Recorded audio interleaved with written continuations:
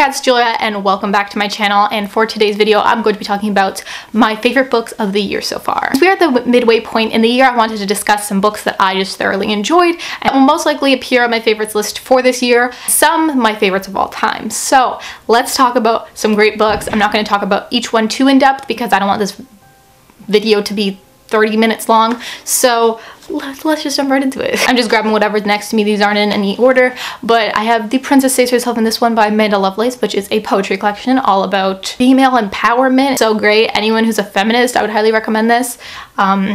It's just such a great poetry collection and I would highly recommend it. Next up here I have The Upside of Unrequited by Becky Albertalli, which was a pleasant surprise for me. This book basically is very diverse in a lot of different ways, but it is a YA contemporary about this girl who has had a bunch of unrequited crushes and has never pursued any of them. So she's never been rejected, but she hasn't dated anyone either.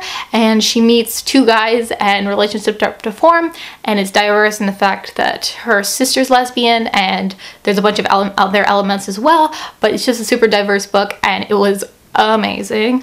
I loved it a lot. It was, again, a surprise. I liked Simon vs. the Homo Sapiens Agenda, but this book just blew it out of the water for me. It was excellent. Yeah, definitely gonna be in like my top 10 for this year. At least I think so. Next up I have here is If I Was Your Girl by Meredith Rousseau, which is another YA contemporary. This deals about a girl who is transgender, and it's about her transition and her going to a new school and her experiences there. I thought this was super important. I've never read a book like this.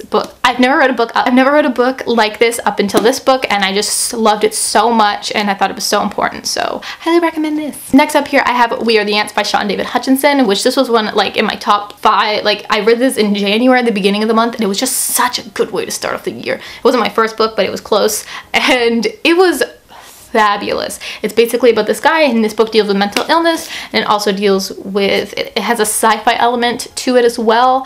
I do have a whole review, like a whole video talking about this book and how much I love it and why you should read it, so definitely check that out. But it's deals with gay relationships as well as mental health, and it has a sci-fi element, and it's so good. I love it so much. Definitely recommend, especially if you're a fan of like Aristotle and Dante or any of those kind of books. So yeah. Next up here I have another one that's similar to that in the fact that I read it in January, and that is A List of Cages by Robin Rowe. This one's super important. It has trigger warnings for abuse, so if that's something you're affected by, please note that before picking this up, that this does deal with those topics. Basically, this book deals with a big aspect of friendship, and it is absolutely gorgeous the way it is told, the way it's devastating, it's stunning. Like, it's a work of art. It deals with mental health, it deals with abuse. It's just such a great book, and I would highly recommend it. The next two I have should come as no surprise, but these are, well, one of them is my #1 book of the year, but that is these, which I love a lot. Akamath and Akawar by Sarah J. Maas, the second and the third book, and the Akatar series. And this has become, right now, this holds the #1 spot for my favorite book of 2017. So we'll see if it can be beat. But I am reading Lord of Shadows right now, so I don't know if that's gonna beat it or not. I am thoroughly enjoying that, so we'll see. But at this point, this is my favorite book, and this comes at a close, like, it's in the top 5 as well. But oh, these books, guys, please read them. I know they're very popular, but they're actually good. Like, surprisingly, they're actually good. Please read them. Next up here I have George by Alex Gino, which this book is a middle grade contemporary about this girl named George who is transgender, and she appears to be a boy, but she knows inside that she's a girl, and it's about her coming to terms with that at a very young age, and it's about how other people react to it, and it was amazing. I think it should be required reading in schools. I think it was beautifully done.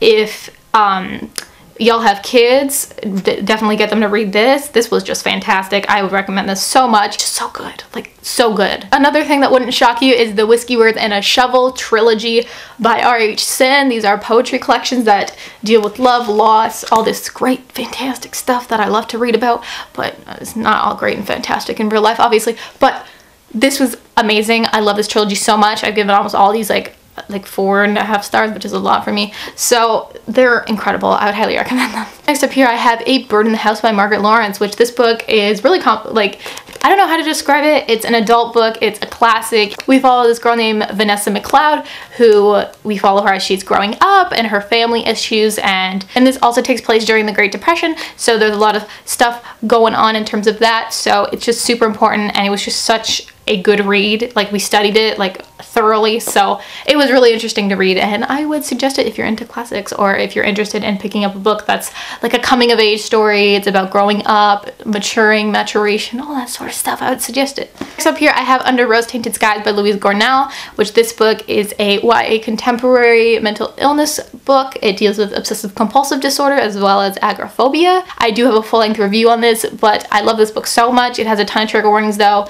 It definitely affected me in a way that usually these books don't. They all, like, so many books like this are super meaningful to me and important, but this one, like, was very triggering. So if you are not in the right place in your recovery, or you don't think you can handle a book like this, just make sure you know that before jumping into it, because it feels very real, and it was kind of terrifying how real it felt. So just be aware of that, but I have a review on this if you're interested, and this was just amazing. So, and last but not least, I have Geekerella by Ashley Poston, which is basically a nerd version of Cinderella. So this was fabulous. I love this.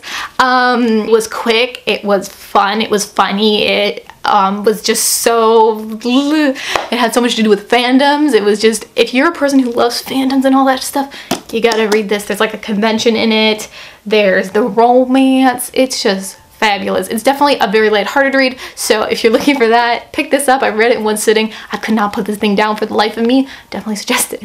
So there you guys have it. Those were some of my favorite books from this year so far. Let me know, some viewers down below. Maybe let me know your top 3 down below, and I'll see you all very soon with a new video. Bye! I've got a date.